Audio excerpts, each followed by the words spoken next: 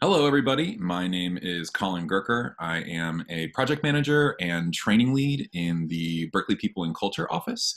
And I'm joined today by the wonderful. Hi, everybody. My name is Jan Crosby Taylor, and I am a change manager in the People and Organization Development team, along with Colin, working on our Achieve Together at Berkeley. And we are working on building out our really footprint around micro learning. So we have a lot of training and resources that are out there around Achieve Together and doing performance well at UC Berkeley. And now we're bringing you a brand new series of content. Today's is focused on effective and meaningful remote performance conversations.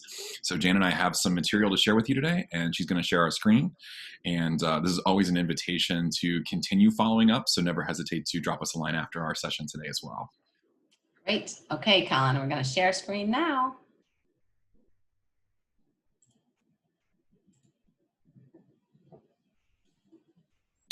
Today's a brief learning opportunity focused on engaging in effective and meaningful remote performance-related conversations. This is really also from thinking about the manager-supervisor perspective, but also thinking about the opportunity for those who are in direct reporting roles to be successful in remote performance-related conversations. So yeah, it's really important. Engaging in meaningful conversations remotely takes practice. It's a new way of us working together, how we think about them, what we plan for. And so Colin and I really wanted to highlight some strategies that you can use to have some exceptional conversations while you're working remotely. And we also want to share with you how the Berkeley People and Culture team can help when you are searching for additional resources or one-on-one support. So let's chat about how Achieve Together helps us be more flexible and supportive around performance. Next slide, Jim. So first, the Achieve Together program includes these 3 check-in conversations. And of course, making sure that we're having regular one-on-ones and spontaneous conversations, as time goes on as well. And these conversations are about performance, how things are going, how priorities may have changed, and how we need to shift on the fly. But they're also intended to be about professional development. And there is an incredible amount of resources out there for you and information about check-in conversations on the Achieve Together website. So Achieve Together also includes a new clear guidelines for all of our non-represented employees and their managers and supervisors around 5 performance indicators. So this is a new way of thinking about how we are evaluating performance. And those indicators are job mastery, goal accomplishment, innovation, inclusion and belonging, and collaboration. And this is called the achievement criteria. These 5 make up that achievement criteria. And you can always use this when you're doing planning and discussing future work. It is also available on our website. And then the third really major thing around what is Achieve Together bringing us in the new workforce at Berkeley is an incredible amount of flexibility around goal setting. And this is really exciting for a lot of our folks. And goals can now be set for any length of time and should be revisited when priorities change. So when we are thinking about having conversations, we also want to be thinking about how does our new performance program impact those types of conversations and what might we be thinking about?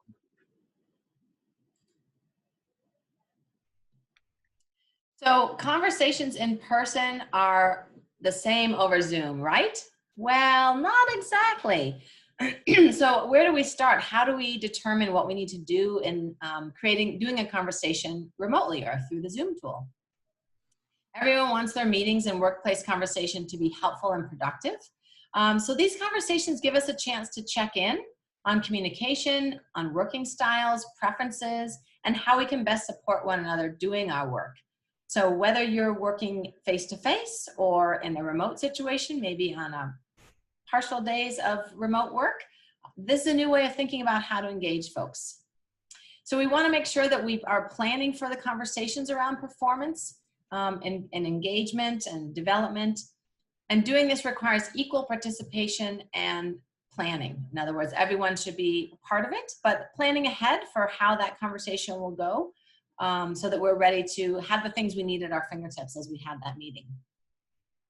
You may consider having more frequent, meaningful conversations to create a space to build and rebuild the trust Remember, it seems kind of strange when you may not be sitting across the table from someone, but that doesn't mean that the trust and sort of the ability to be ourselves in that conversation can't exist, because it certainly can.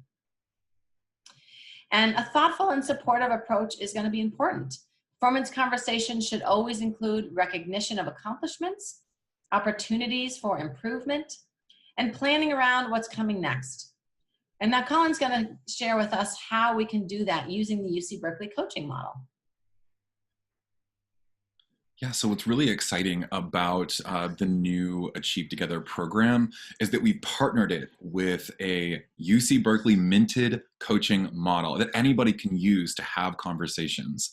And what's really great about this is it's super simple, right? Anybody can access this 4-step process to have conversations in which we're exploring options, discovering solutions, planning toward that end, towards the results that we're looking to drive, and to act. Who's going to be doing this? How are we going to get there? What support is needed? What sort of collaboration, etc. Great coaches ask big and open-ended questions. They guide and partner, and they encourage. And then thinking on the other end, people who are highly coachable seek feedback, take responsibility for their performance, and embrace better ways of working. So again, this can be used for any conversation in the workplace and can be applied to conversations around performance, feedback, professional development, and really giving everybody the opportunity to explore and discover opportunities to make action plans around expectation setting, right? And whether it might be around goals, your job functions and how those might be changing, collaboration, right? How we respond to work requests, how we seek opportunities to work with one another, how we treat one another in the workplace, how we bring new ideas into action through innovation, or how we build inclusion and ensure that everyone feels like they belong in our teams. These things are components that we are all responsible for, but they take really meaningful conversations to make sure that folks are on the same page about how this work is going to be done. We also have a toolkit for these types of big, open-ended, powerful questions and thinking about how you want to have these coaching conversations on the coaching page on the Achieve Together website. So if you're looking for more about how you want to plan, we've got some tools for you there. Okay, so we also have some tips and recommendations for you in thinking about how to prepare for a remote conversation. So let's look at this list that we have up here for you. So first, keeping the lines of communication open. It helps everyone to understand what challenges and wins are happening in the undercurrent, as well as what results might need to occur. It creates also a stronger trust between the supervisor and the employee. So really being open to having a genuine conversation and allowing all kinds of different feelings, whether that's uncertainty or not feeling like they understand what's going on, all of that's okay. And to be able to be open to that, both the coach or the manager as well as the employee, is important.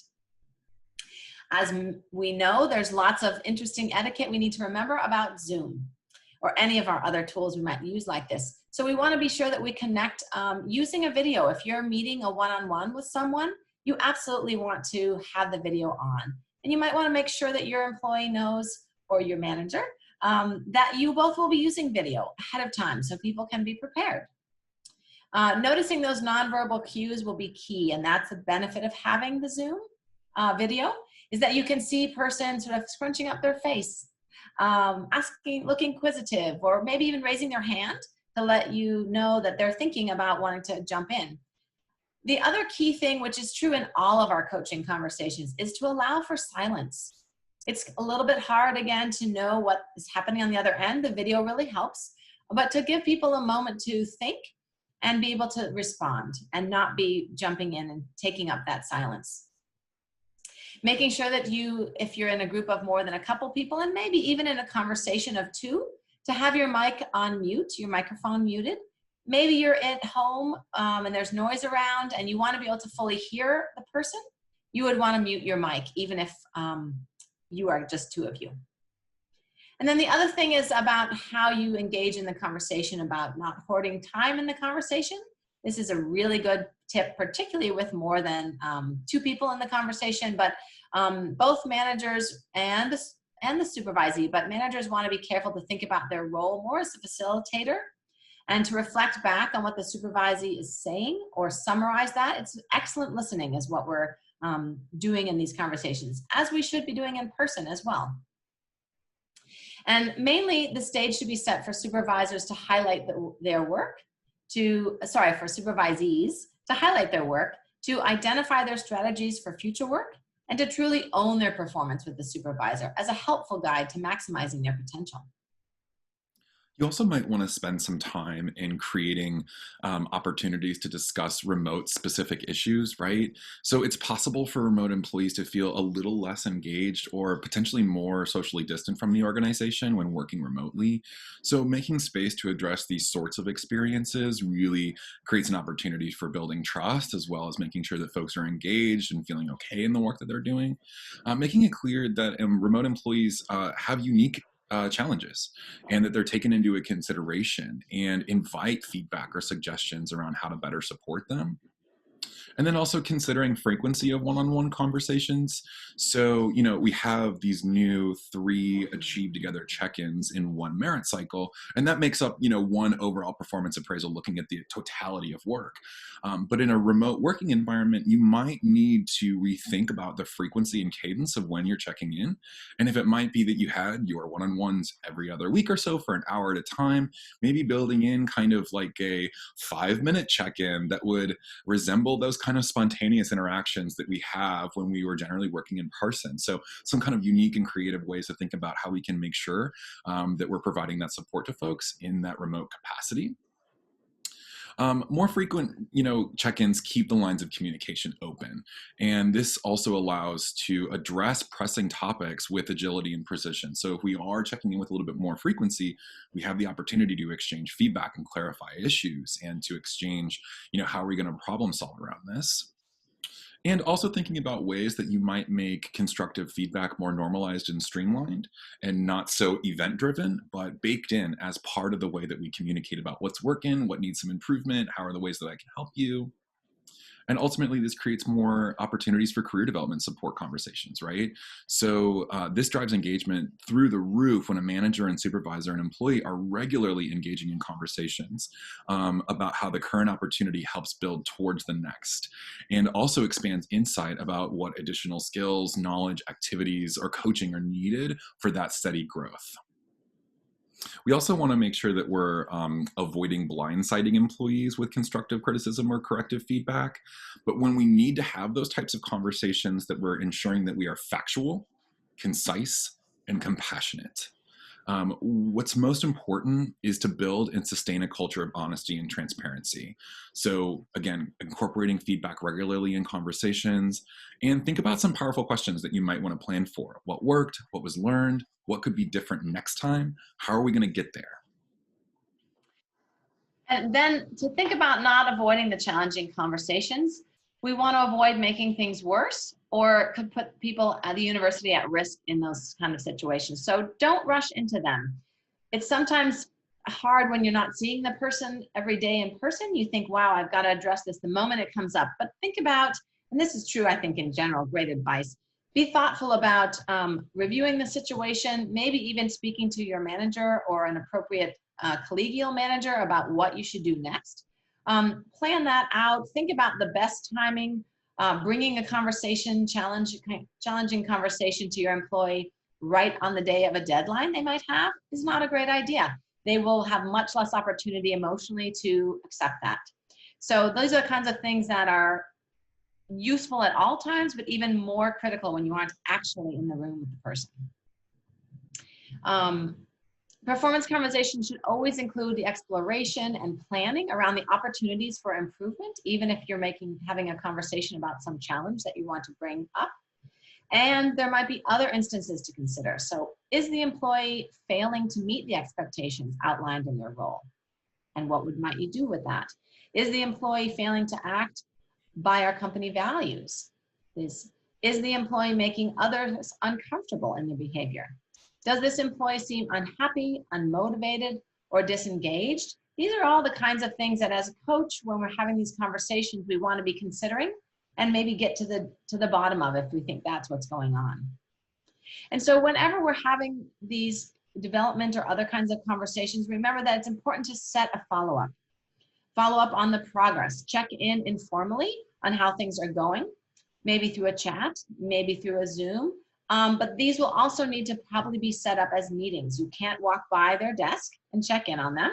So set those meetings up ahead of time as a plan so that it doesn't, again, blindside the employee with, oh my gosh, you put a meeting on my calendar half an hour ago. So that really helps everyone to sort of know what's coming. So let's head over to some perspectives from our people and culture development team to see what they think about this topic.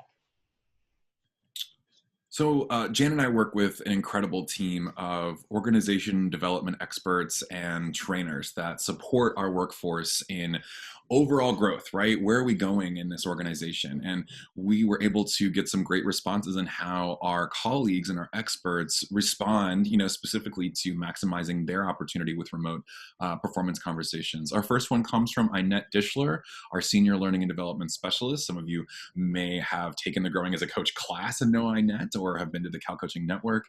And Inette leads by saying, trust, trust, trust. Now more than ever, you must pay attention to your behaviors that are building and maintaining trust, and those that may be unintentionally eroding trust, right?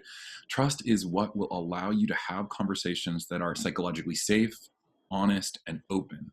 Asking powerful questions that help your employees go deep and access their own wisdom, and then deliberately listen with an intent to understand. And then we also heard from Kathy Bianca. She is one of our senior instructional design and learning specialists, and she actually leads a lot of our Berkeley People Management program. And she says, it's important to me that my manager and I can see each other when we have these conversations.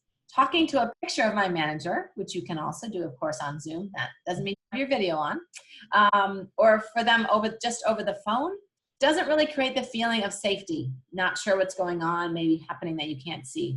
I can't read my manager's facial expression or body language, so I can't tell how something I have said has landed, and they can't read mine. So lack of visual cues leaves room for misinterpretation and unnecessary conflict or confusion.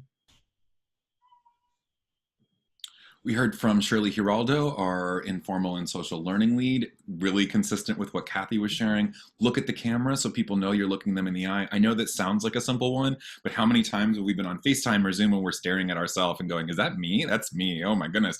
Really practicing our opportunity to stare into the black mirror, into the camera to make sure that they can notice that eye contact. And Keith said something very similar, but his is really focused on discussing elements needed for adaptation ahead of formalized performance conversations. So getting out in front of some of those major tectonic shifts or priorities that are changing ahead of the formalized discussions. So when time is happening to actually have that check-in conversation, that you have an idea of what's to be discussed and thinking about planning on moving forward. And then we have a nice quote from Ying Hua, who's one of our people and organizational development leads around training and lots of other kinds of things. She says, stay socially connected, even with physical distancing. Take time to build trust and show care in each other's well-being during these challenging times. Acknowledge the difficulties. Ensure alignment of priorities, especially now. And how does everything that this person does align with the goals of your department and the organization, our campus as a whole? When possible, have virtual meetings with the webcam on. You're seeing a theme here, I think, to add personality and connectivity. Minimize distractions during the meetings. Do not try to multitask. It's really, as Colin just mentioned, impossible when you're not looking at the camera while on a Zoom call with someone else. Practice and exercise active and deliberate listening skills. Share innovative ideas or little successes that help someone get through the challenges that they are facing, and to celebrate those challenges. Elizabeth Wilcox, our organizational development consultant, shared recognition by both manager and employee that remote work requires more flexibility as family commitments need to be honored and workday routines are altered. A manager sensitivity to this will also help facilitate more meaningful and trusted conversations. Also, some of our traditional norms of professionalism will shift as we see each other in our homes.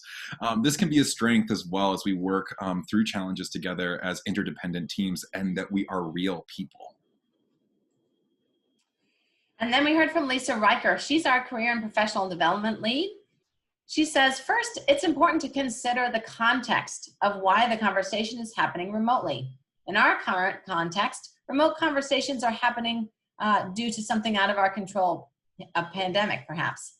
Within this context, what makes a conversation meaningful is taking the time to check in with each other about how we're doing. How are we feeling? How are we managing in a difficult situation? It's helpful to be aware of how this is impacting our stress, our sleep, our fears, and concern for our affected family members and friends. Also, to acknowledge that things are operating on a different level right now, especially within our own team. Many of us are working even more to modify and adapt programs and services. It's helpful to really acknowledge that people's workloads may have actually increased while working at home.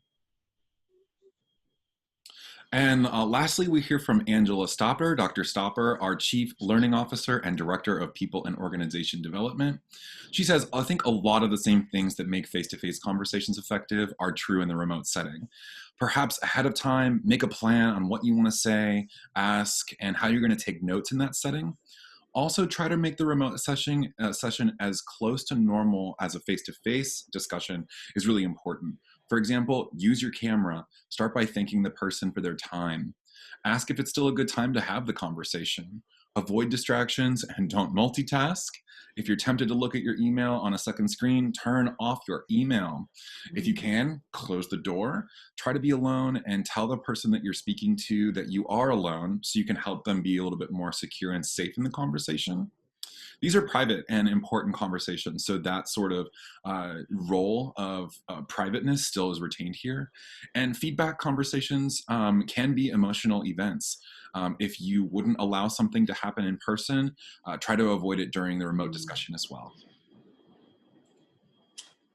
Great. Well, clearly there's a lot of themes in there that you all picked up on, so that's really fabulous. We're all in agreement, I think. So let's look a little bit at a helpful conversation checklist. So this is something that you would do before the meeting.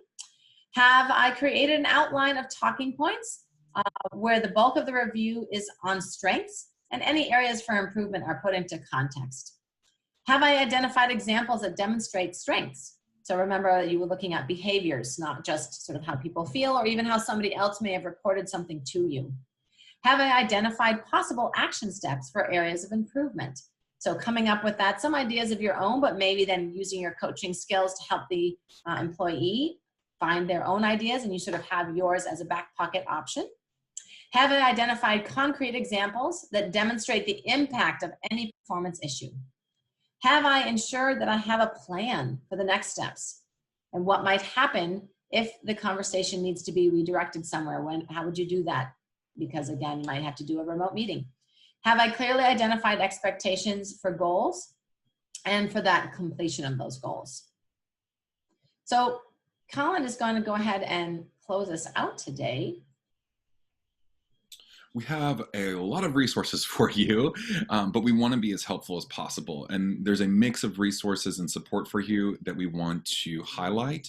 There's a lot of information about the new Achieve Together program that's available on the Achieve Together UC Berkeley website. We have it linked for you here, and this microlearning will come with a job aid that is a companion to this learning, which will also include these links, so don't worry, you won't lose them. We also have Ask Me Anything, Ask Us Anything sessions, because Jan and I facilitate those jointly about Achieve Together, and those happen monthly.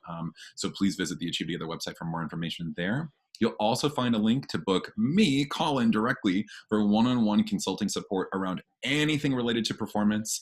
And if it just so happens that we need to refer it to your HR partner or employee relations on a specific case, that's fine. But this is really a conversation that we can have privately to discuss ways that you want to really maximize your ability to manage performance, develop performance, but also for individual contributors to really thrive and maximize potential. And we also have the companion job aid for this recorded session and some curated resources for you specifically around being an effective remote employee and also managing teams effectively remotely. Great. Thanks, Colin. And so to close us out today, I think it's really important just to remember some of the key points. One really big thing that we talked about was you should prepare for this performance conversation as you would any performance conversation. There's going to be some additional things to consider if you're doing the conversation through a remote tool, like as we talked about Zoom. Things like don't forget to always have your camera on so that people can see your nonverbals. And then also using your coaching skills. So again, part of this Achieve Together program is bringing a coaching culture to Cal. So one of your additional steps until we all get that muscle really strong going around coaching is to review some of your coaching information, your materials from the Growing as a Coach class. If you don't have them at your fingertips, because maybe they're at your office, if you're remote, we have them all on the website, so go check that out. And practice before. Think about the questions you're going to need to ask about. Also consider how the other person might be responding and how you're going to create time and space for them in challenging questions that or conversation pieces you might be having. And then I guess finally, don't forget to come to our website, and that is achieve.berkeley.edu, and you'll find all the information that you might need from us there. Any last words, Colin? No, just one note. It's not achieve.berkeley.edu. Oh my gosh, we were like 100% on this until then. But all you got to do is Google Achieve Together UC Berkeley, and you'll be able to find it very quickly for you. The URL is a little bit too long to share in a quick note. But just if you can Google it, you'll be able to find all the information as well as finding it in the companion job aid for our learning today. All right. Well, thank you everybody so much for your time. Never hesitate to drop us a line. We're always happy to be helpful. You can find our email addresses there. And thanks for everything that you do for UC Berkeley, and go Bears. Thank you.